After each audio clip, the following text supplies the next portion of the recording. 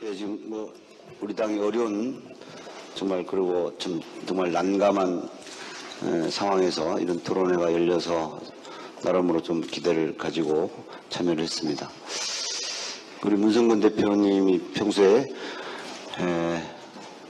그야말로 줄기차게 주장해 오신 지금 국민네트워크 정당 말씀 들었는데 그게 우리 이인영 의원께서 조금 한가한 좀 표현이 그렇습니다만 그런 표현도 하셨죠. 그렇게 들릴 수도 있는 어떤 논의의 내용의 말씀을 하셨는데 저도 좀 그런 좀 느낌을 받으면서 자금의 우리 당의 상황과 연계해서 그 온오프 결합된 이 국내투구 정당이 지금 우리 당의 현실에 어떻게 이게 접목될 수 있을 것인가 하는 점에 좀 고민이 생기더라고요.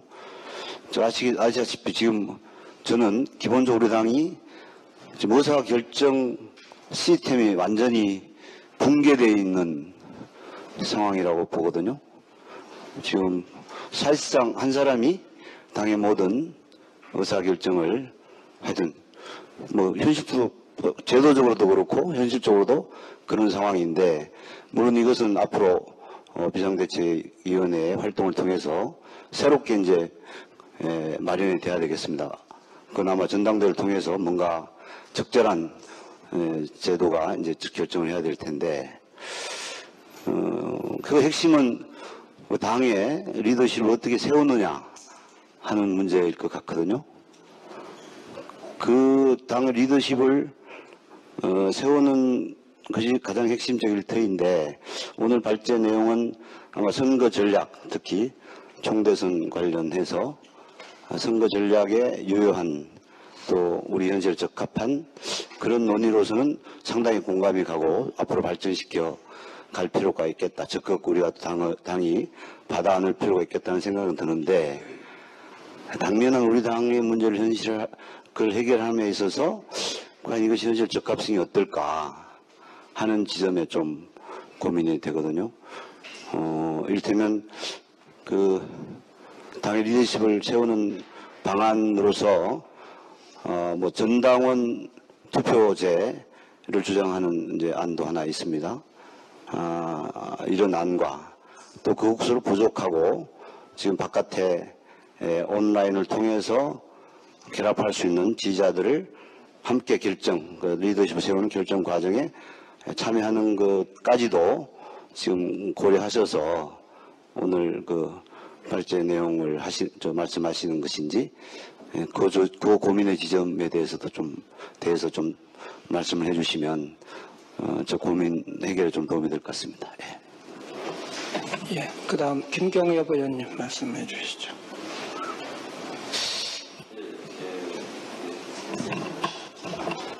안 되네.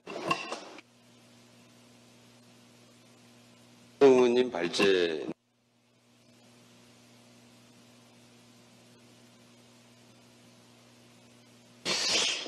얼핏 아무튼 시대가 그렇게 가고 있다라는 생각은 좀 드는데요.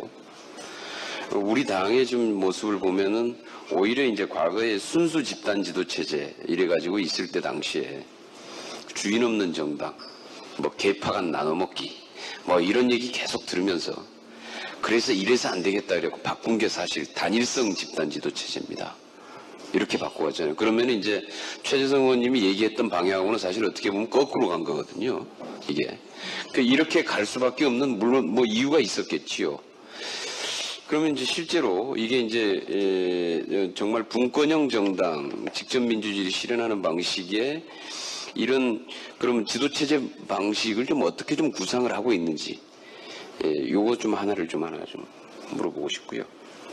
그 다음에 하나는 국민 네트워크 정당이나 온오프 정당이나 개방형 정당이나 시민 참여형 정당이나 어찌됐든지 쭉 일맥상통한 부분이 있고 오랫동안 우리 당내에서 주장도 해왔고 당연히 그렇게 가야 된다라고 거의 대부분이 생각을 하는데 문제는 아직까지 안 가고 있거나 오히려 거꾸로 계속 왔단 말이죠. 지금 대선 이후에 오히려 지금 계속해서 역행하고 있는 거죠. 참여해줬던 선거인단도 다 그냥 배척해버렸고, 오히려 이제 뭐 당원 주권론 이렇게 해서 가면서 지금은 아예 이제 당원도 없는 아예 이제 이런 체제로 이제 이렇게 계속 우리 당이 대선 이후에 좀 진행해 왔던 방식은 역으로 이렇게 해왔는데, 좀 이런 원인을 좀 정확히 진단을 해야, 현실적인 문제에서, 우리 당의 좀 현실적인 문제에서 원인을 진단해야 좀 해결책이 나올 수 있지 않겠는가 이렇게 싶거든요. 여기에 대한 좀 해결책은 좀 어떻게 생각을 하시는지 우리 유승찬 대표님이 좀 말씀을 해주셔도 좋고, 우리 문성근 대표님도 말씀해 주셔도 좋고. 그렇습니다.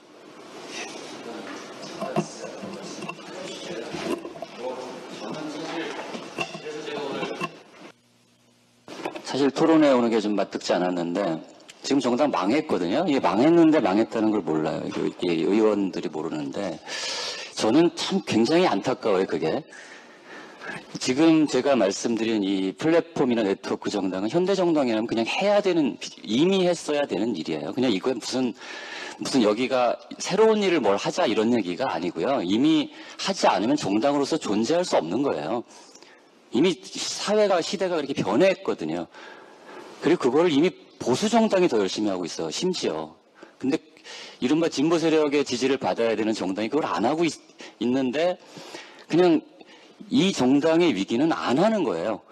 국민들은요, 이 정당을 어떻게 보냐면요, 말만 많고 실천을 안 해요. 근데 그 말도 이제는 다 들켰어요. 쟤들이 왜 저런 말을 하는지를 다 알아요. 국민들이. 그래서 지지를 안 하고 싸늘하게 등을 돌리는 거거든요.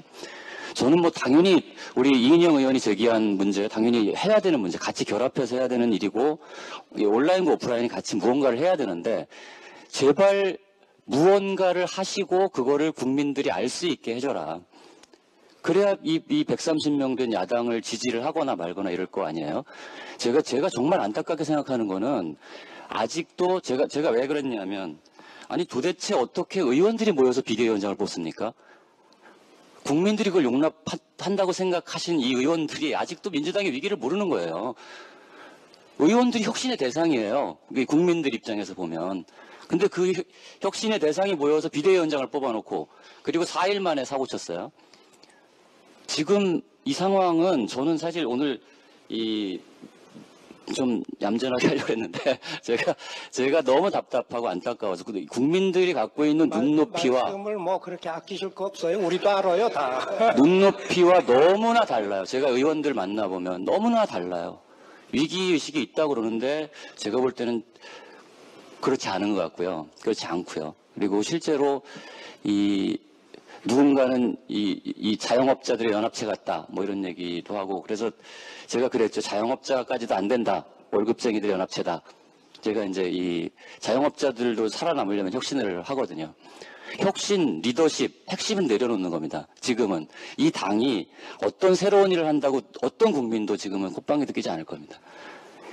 지금 가지고 있는 기득권이 뭔지를 생각해서 어떤 순서로 내려놓을 건지를 정말로 뼈를 깎는 마음으로 2004년에 한나라당이 어떻게 위기를 돌파했냐면요. 26명의 중진 의원이 출마 포기 선언을 합니다. 그것으로 혁신을 시작했습니다. 보수가 그랬어요, 보수가. 근데 우리는 뭘 할 수 있는지.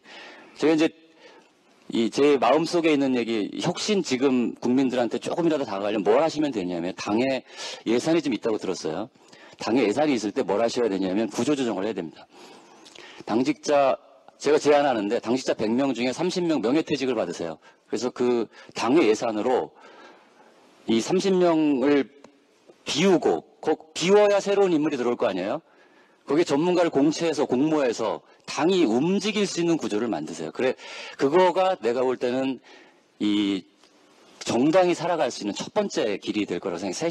혁신, 진짜 어려운 데서 자꾸 저는 그렇다고 생각해요. 자꾸 어려운 개념들을 자꾸 만들어내면서 어려운 개념들을 갖고 논쟁을 만들어요. 그래서 뭐 우리가 뭐 진보적에서 졌다느니 중도적에서 졌다느니 저는 둘 다 아니라고 생각해요. 아무것도 안 해서 진 거거든요. 제가 기이한 건 그거예요. 이 정당이 가령 선거에서 이기거나 앞으로 성장하기 위해서 지금 해야 될 가장 중요한 일 중에 하나가 저는 그거라고 봤어요. 박원순은 어떻게 13%를 이겼나? 정몽준이 약한 후보입니까? 그럼 사람들이 다 그냥 감으로 세월호 때문이라고 그래요. 그렇습니까, 정말로? 이거에 대해서 분석해야 승리의 방정식이 나올 거 아니에요? 13%를 이겼다는 얘기는요, 50대들이 압도적으로 박원순을 지지했다는 얘기거든요. 그럼 50대들은 어떻게 박원순을 지지했는지. 사람들이 박근혜를 좋아하는 것 같죠? 절대 안 그렇습니다. 박근혜 정부 좋아하지 않습니다. 좋아하지 않는데 야당을 돌아보니 너무 한심한 겁니다. 그러니까 그 마음의 흐름들을 정말로 제대로 보셔야. 지금 사실 여기는 네트워크 정당 얘기하는 것도 굉장히 호사스러운 얘기입니다. 지금 민주당의 상태에서 아까 이인영 의원도 말씀을 하셨지만 더 급한 문제가 많습니다. 저는 이 지난 의원총회 보고도 깜짝 놀랐어요. 재협상 요구하셨잖아요. 그럼 두 가지가 나와야 된다고 생각해요. 저는 98%의 압도적인 결의로 박영선 의원을 비대위원장으로 뽑았잖아요. 그 위원장이 실수를 했어요. 그럼 박영선 비대위원장을 옹호하는 사람도 있어야 될 거 아니에요. 대중한테 비판을 받더라도. 그렇게 해서 비대위원장 책임 맡겼으면. 그런 의원들 제가 본 적이 없고요. 그리고 문제가 있어서 재협상을 의결했으면 거기에 대한 책임을 물어야 될 거 아니에요. 이게 두 가지가 다 없이 침묵했어요. 이 새정치연합 의원총회 결과를 보면. 근데 이거를 그냥 아무렇지도 않게 생각하죠. 밖에 있는 국민들은 정말 이해를 못해요. 그런 실수를 했으면 책임을 지고 외부에서 비대위원장을 영입하시든가 아니면 불과 4일 만에 일어난 일에 대해서 그래도 이번 한 번 실수를 하셨지만 우리 비대위원장을 지지하겠다고 공개적으로 비대위원장을 보호하고 나서든가. 이것이 정상적인 정당의 모습이라고 생각하죠, 국민들은. 근데 그런 데서 저는 다른 거보다 무언가를 하셔야 된다고 생각해요. 할 수 있는 조직을 만들어야 된다. 실천할 수 있는 조직을 만드는 것이 지금 이 야당이 해야 될 가장 중요한 일이고, 뭐 그런 것에서 반응성을 더 가져가려면 이 네트워크 정당을 구조화해서 이런 직접 민주주의나 이런 실현 가능성들을 이 소통하는 방식을 보다 더 시스템화할 필요가 있다. 그것은 뭐 지금 장기적인 과제일 수도 있고요. 예, 그렇다고 생각합니다.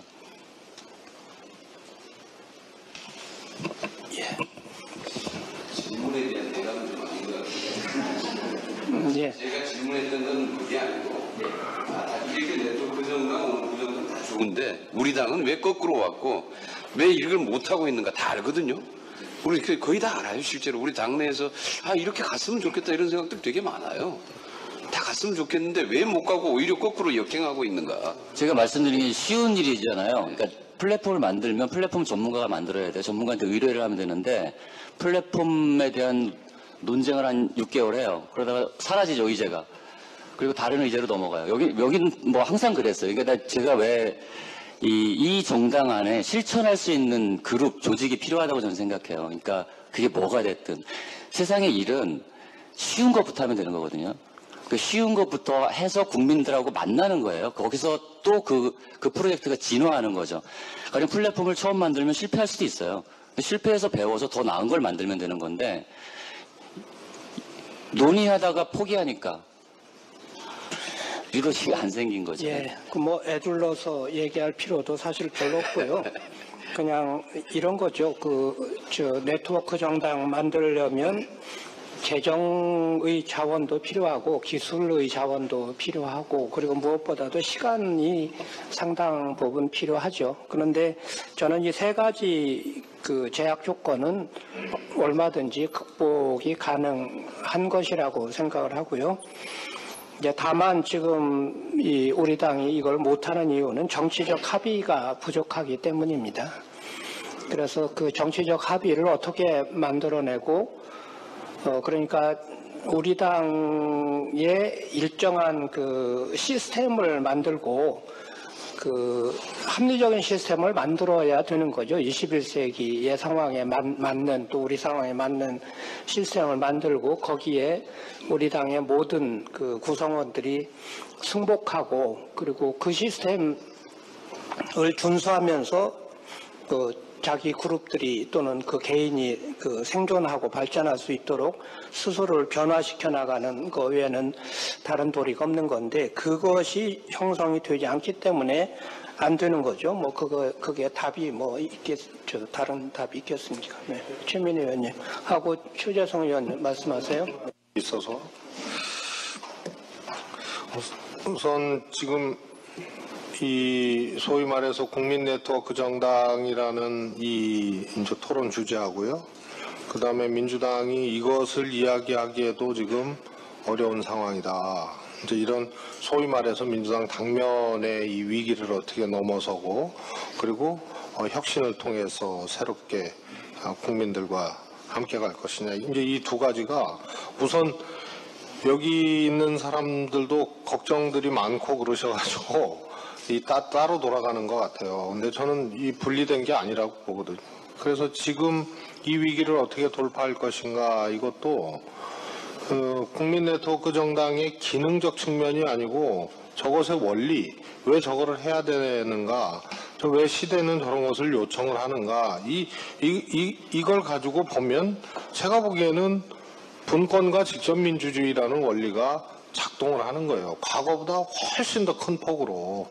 그래서 우리 당권 구조나 이 혁신을 위한 당 구조를 바꾸고 이런 것도 국민네트워크 정당이 필요한 그 원리에 충실해서 정치적 해법을 내와야 된다 이렇게 생각을 하고요. 우선 순수 집단지도 체제냐 뭐 1인 이 지도 체제냐 뭐 단일성 집단지도 저는 이거 무의미하다고 보거든요. 이거 우리끼리의 논쟁이었고요.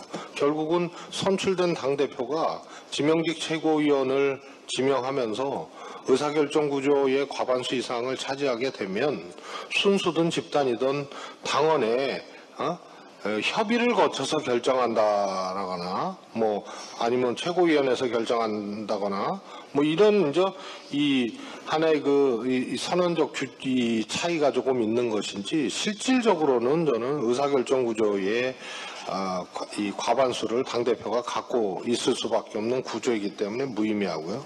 더 근본적으로는 이 집단지도 체제라 하더라도 과두제라는 거죠. 과두제의 철칙이 그대로 이것이 대표 한 명에게 권한이 더 갔느냐 아니면 최고위원회의 권한이 더 갔느냐의 문제를 뛰어넘는 문제라고 봅니다. 그래서 위임의 과잉이라는 표현을 썼는데요. 이렇게 몇 명의 최고위원이 몇 명의 지도부가 혹은 대표가 이런 결정적 권한들을 행사하는 이것에 대해서 과잉이라는 겁니다. 당내에서도 과잉이고 국민적 입장에서도 과잉이라는 겁니다.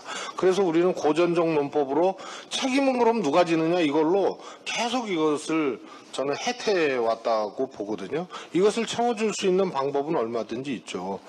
이 대한민국 정당 구조가 60년 전하고 똑같습니다. 당수 뽑고 전당대회하고 의총에서 결정하고 사무총장 뭐 똑같고 다 똑같은데 이 과두제의 철칙을 깨면 야당은 저는 산다고 보고 그 원리가 저는 당 내에서는 분권이고 당과 시민사회 이거는 우리가 과잉된 위임, 과잉된 권한을 다시 위임의 역전으로 국민들한테 돌려주는 거고 그게 저는 참여를 넘어선 생성으로 시민들을 포지셔닝 하자 이제 이런 뜻입니다. 그래서 국민네트워크 정당도 그런 뜻에서 당연히 해야 될 거고요. 그래서 이건 단일성 집단 체제냐 순수 집단 지도 체제냐 이것을 넘어서는 문제다. 그래서 좀 구조적이고 근본적이다 이렇게 이제 말씀을 드리고 싶고요. 그다음에 이건 뭐 우리 유승찬 선생님한테 드린 말씀인데 이제 뭐 이런 국민네트워크 정당 하려면 돈이 많이 들고 돈이 좀 들고 또 합의가 당적 합의가 있어야 되고 또 시간도 많이 들고 그래서 혹여라도 뭐 그래서 이것을 할 수 있는 사람들이 당을 잡아야 된다 뭐 저는 이거보다요. 우선은 이것이 유불리의 문제로 해석되어지기 때문에 저는 당 합의가 불가능하다고 봅니다. 예를 들어서 모바일 같이 아주 당연히 해야 될 도구도 유불리의 문제로 해석되어지는 한 정치적 합의를 끌어내기가 어렵다. 그래서 안 되고요. 국민네트워크 정당도 소위 말해서 당의 여러 가지 생각을 갖고 있는 사람이나 그룹들이 유불리의 문제로 해석하는 순간 저는 합의할 수 없다고 봐요. 그래서 이것을 네트워크 정당을 해야 된다고 강력한 의지를 가진 분들은 그래서 당을 이끄는 이 지위에 가야 된다. 이거는 저는 정치적 합의를 오히려 저해하는 거라고 봅니다. 그래서 유 소장님 말씀하고 같은 뜻인데 당적 합의가 안 되면 어디선가 이런 이 작은 시도들을 저는 이 구체화시키는 노력으로 이 선도 능력을 발휘하는 것이 또 이렇게 고려할 수 있는 부분이다 이렇게 생각합니다. 잠깐 문재인 의원님이 말씀하시겠습니다. 저는 이 문제가 뭐 정치적 합의가 안 돼 있다거나 또는 정치적 합의가 어렵다거나 그렇게 생각하지 않습니다. 이미 민주통합당 창당 때 창당 선언문으로 이렇게 하겠다고 우리가 대국민 약속을 선언문에다가 못 박았거든요. 또 제가 지난번 대선 때 제가 공약을 하기도 했고 또 그 당시 안철수 후보하고 새정치 공동 출처선언 그 속에도 중요한 이렇게 정치 혁신 과제로 천명을 했고요. 대선 이후에 그 평가 과정에서 그때 만들어졌던 당 혁신위원회에서도 중요한 혁신 과제로 선정했고 또 새정치민주연합으로 합당되고 난 이후에 만들어졌던 또 뭐 혁신위원회입니까? 뭐죠? 또 백승원 변호사가 위원장이 했던 거기서도 또 그 혁신 과제로 채택했고 그러니까 이미 이 부분은 당 내에서 충분히 논의되어 있고 정치적 합의도 이루었고 대국민 약속도 여러 번 된 것이고 근데 그렇게 해놓고는 정작 그 뒤에 되면 또 닥쳐오는 선거라든지 이런데 이제 또 매몰돼 가지고 우리 유승찬 대표 이야기대로 실천하지 않은 거예요. 또 물론 이제 실천하지 않은 배경 속에는 이것을 개파적인 그 어떤 차원의 유불리 문제로 봐가지고 그렇게 하게 되면 친노에게 유리한 방안이다. 뭐 이런 식으로 조금 하기 싫어하는 세력들도 배경에 저는 있기는 있다고 생각을 합니다. 어쨌든 실천의 문제지 정치적 합의는 이미 돼 있다라는 게 제가 들고 싶은 이야기고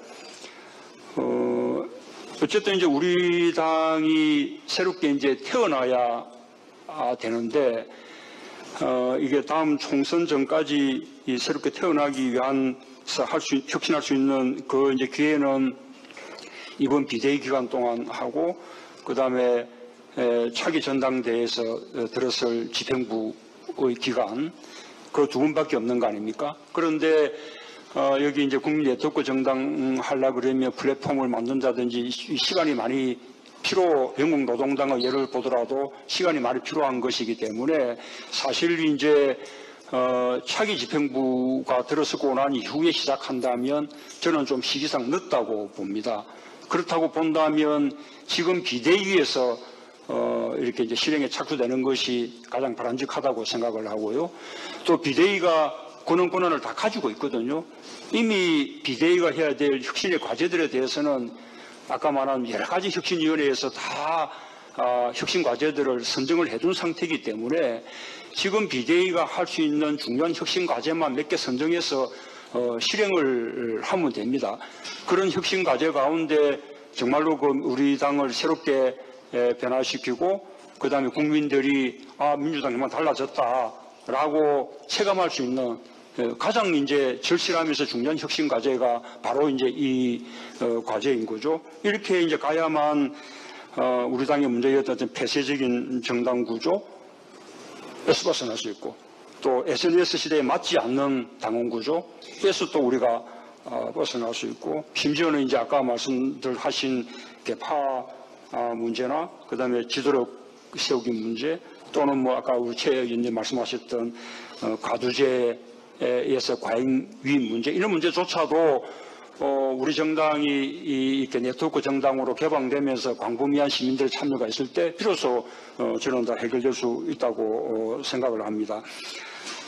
그래서 비대위가 이것을 혁신 과제로 선정하고 그 다음에 이것을 실행할 수 있도록 그에 필요한 당원 당규를 고쳐 나가고 하는 일에 좀 적극적으로 저는 착수할 필요가 있겠다라고 그렇게 이제 생각을 합니다. 약간 이제 우리가 논의에서 해결돼야 될 문제들이 있는데 우리가 이제 이 문제하고 다른 한편으로 아까 이제 전당원 투표제 이야기가 나왔는데 맞아면 당원 중심주의 지난번 대선 이후에 이 당원 중심주의라는 게 또 강하게 우리 당에 가야 될 방향으로 하나 이렇게 좀 천명이 된 바 있었기 때문에 그 문제하고 어떻게 이제 조화를 시키느냐. 저는 그게 충분히 조화된다고 생각합니다.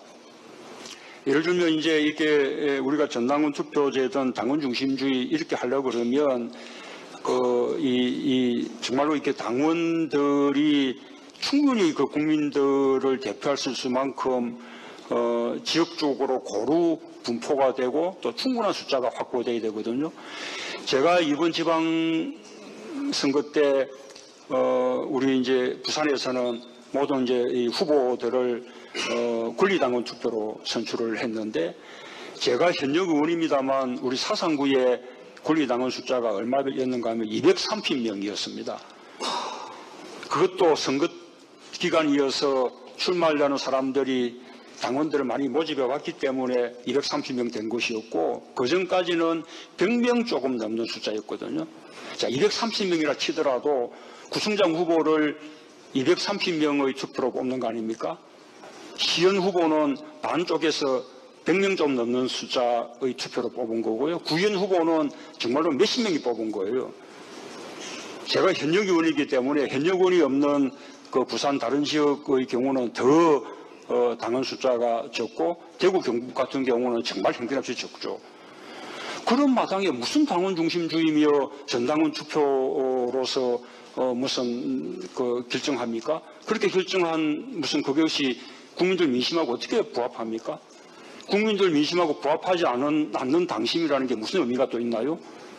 그래서 이렇게 당원 중심주의나 전당원 투표제로 가려고 하더라도 이렇게 네트워크 정당을 통해서 정당이 정말로 개방이 돼서 거기에서 참여된 SNS 회원들까지도 다 참여할 수 있게 되면 그때는 비로소 저는 당원 중심주의, 전당원 투표제를 말해도 저는 된다고 생각을 합니다. 이제 하나 더 말씀드리면 지금 또 한편으로 도모되고 있는 게 여야 동시 오픈 프라이머리 인데 저는 이 여야 동시 오픈 프라이머리 하고도 이 네트워크 정당이라는 게 함께 가야 된다고 생각을 합니다. 왜냐하면 이 여야 동시 오픈 프라이머리라는 것이 우리 당의 경우에는 아무런 준비 없이 이렇게 실행되게 되면 맞으면 오픈 프라이머리에 참여하는 그 수부터 우리가 크게 이제 부족해서 저쪽보다 맞으면 오픈 프라이머리에 세서부터 벌써 치고 들어가는 수가 있거든요. 그런데 우리가 네트워크 정당을 하게 되면 여기에 참여하는 회원들은 적어도 오픈 프라이머리에 참여할 수 있는 기본 동력이 되는 거죠. 그다음 또 하나는 오픈 프라이머리라는 그 문제점이 신진들이 참여하기가 진출하기가 어렵고 현역한테 절대적으로 유리한 구조라는 거 아니겠습니까? 그것을 깨기 위해서라도 이 네트워크 정당 구조 내에서 신진들이 충분히 자기 자신을 홍보하고 경쟁하는 이런 것이 선행될 필요가 있는 거죠. 그래서 저는 이렇게 그 여야 동시 오픈 프라이머리조차도 요 국민 네트워크 정당이 전제돼야 비로소 제대로 건강하게 될 수 있다고 생각을 하고요. 이제 하나만 더 이제 제안하자면 요 네트워크 정당은 우리끼리만 한다고 해서 되는 것이 아니고 거기에 호응해서 외부에서 시민들이 참여해 줘야만 가능한 것이거든요. 그러면 이제 우리가 이 해나감과 함께 바깥에서 시민들의 참여 운동, 우리가 참여해서 야당을 제대로 만들어내자 이런 식의 참여 운동이 필요한 거죠.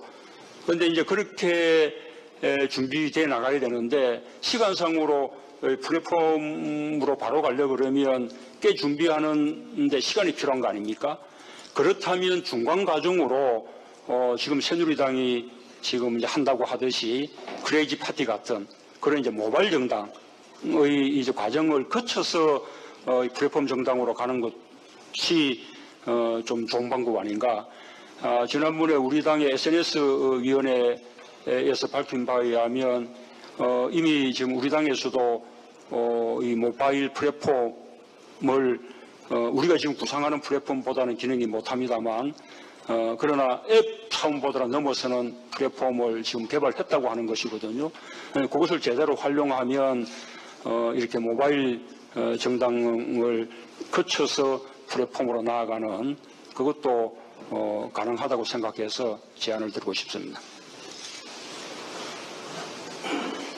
네, 문재인 의원께서 여러 가지 중요한 말씀을 많이 해주셨습니다. 다음은 최민희 의원님 말씀하시겠습니다. 이제 이 토론회를 할 때는 사실은 이 격변의 사태가 아직 터지기 전입니다. 근데 예견되어 있었죠. 이게 새특법이 관철이 어렵다는 건 알고 있었어요. 근데 그런 파동이 있다고 이 토론회를 안 할 수는 없었습니다. 이것도 되게 중요한 것이고요. 그 다음에 유승찬 대표에게 대단히 죄송하게 생각하는 게요. 저하고 이 토론회와 비슷한 거를 한 게 오늘로 4번째예요. 그래서 이번에 토론회를 하면서는 진짜 해야 되겠다 이렇게 생각을 하고 시작을 했습니다. 그래서 그 토론을 공동 주최하는 의원들도 옛날처럼 하지 않고 확장을 시켜본 것이고요. 그 다음에 저는 이 과정을 계속 지켜보았고 때로는 그 평가위원회와 소위원회에 들어가서 반대 입장의 사람과 싸워도 보았습니다. 근데 겉으로 드러나는 건 좀 아까 문재인 의원께서 말씀하신 대로 다 합의하고 동의했고 때로는 당원 중심주의하고 이게 양립할 수 없는 것을 양립하기도 했습니다. 그게 다 그러니까 그 대선 때 하신 거 외에 이제 그 이후의 과정은 사실은 국민 네트워크를 하려고 한 게 아니라 당원 중심주의로 가는데 디스플레이로 했던 거였다고 생각을 합니다. 그래서 저는 좀 아까 최재성 의원님이 잠깐 말씀하셨는데 제가 지켜본 바에 따르면 헤게모니적 접근으로 모든 것을 하려고 하기 때문에 당이 이거 이루어지지 않았다고 저는 생각합니다. 그래서 거꾸로 헤게모니적 접근으로 앞으로 또 하려고 그러면 저는 실패할 거라고 감히 단언할 수 있습니다. 그래서 제가 지켜본 한 3년 동안의 이 과정은 이 당은 정치가 실종돼서 반대되는 생각을 가진 사람들이 토론회에 나와서 싸우지만 그 토론의 내용을 가지고 정말 그 사적으로 만나서 간극을 좁히기 위한 노력을 절대로 하지 않는다. 이게 제가 느끼는 가장 큰 문제이고요. 지금 국민의 마음 하시는데 저는 유승찬 대표 얘기를 본능적으로 다 이해하고 사실은 너무 위기의식이 커서 어떤 때 막 그 광화문에서 그 앞에서 노골적으로 당하고 거리 시민한테 당하면서 막 머리가 어지러워지는 적이 있어서 그거 다 그리고 저보다 더 정치 고수인 재선 3선 의원들은 더 이해하실 거다.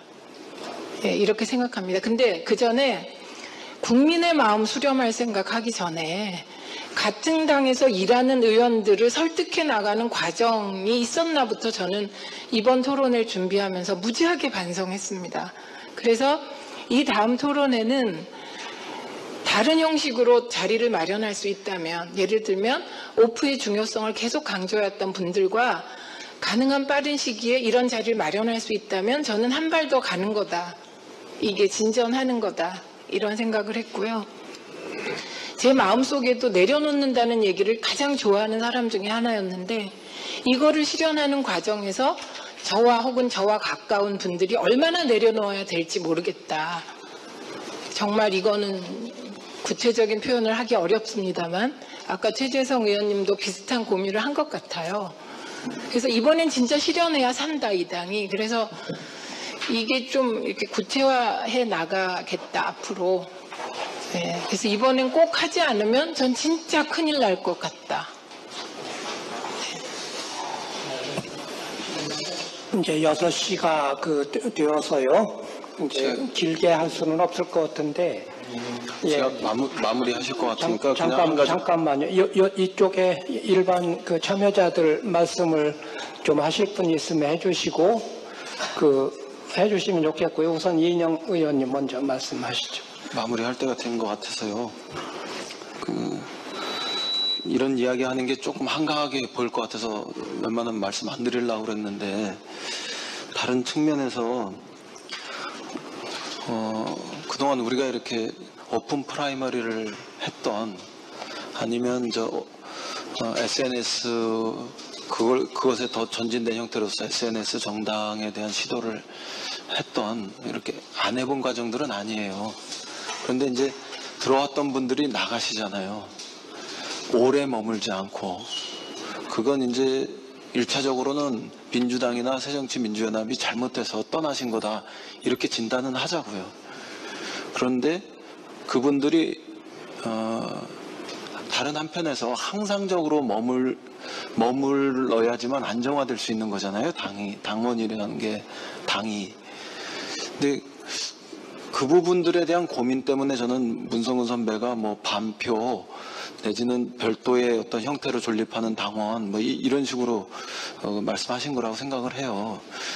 근데 사실은 저는 그런 거보다 더 안정적인 당원이 있어야 된다, 당에는. 그게 당의 활동가로 있던, 아니면 어떤 형태로 있던 간에 훨씬 더 안정적인 당원의 구조들, 핵심적인 구조들, 이런 것들이 있어야 된다, 이렇게 생각해요. 그게 뭐냐? 이런 것들을 잡아내지 못하면 또 이렇게 들어왔다 나왔다 이런 건 언제든지 있을 수 있는 거라고 생각해요, 저는. 그게 우리가 잘해도 그럴 수 있다고 생각해요. 잘하면은 좀 덜 하겠지만, 잘해도 저는 그런 게 있을 수 있다고 생각하고, 그게 지난날의 정당 시스템하고 지금 혹은 미래의 정당 시스템이 다른 모습 중에 하나일 거다, 이렇게도 생각해요. 그러니까 이제 꽁 잡는 게 매라고, 이 당의 핵심 구조들,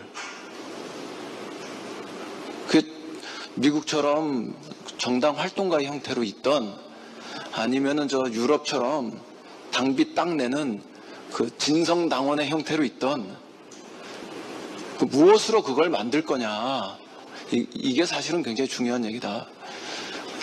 이제 그게 그 지구당이든 아니면 이렇게 중앙당이든 그것의 핵심으로 바뀌든, 아니면 주변에 강력한 그 지지층으로 결속돼 있던 어떤 형태로든 있어야지 되는 거 아니냐. 이제 이런 점들은 굉장히 중요하지 않나요, 이거죠.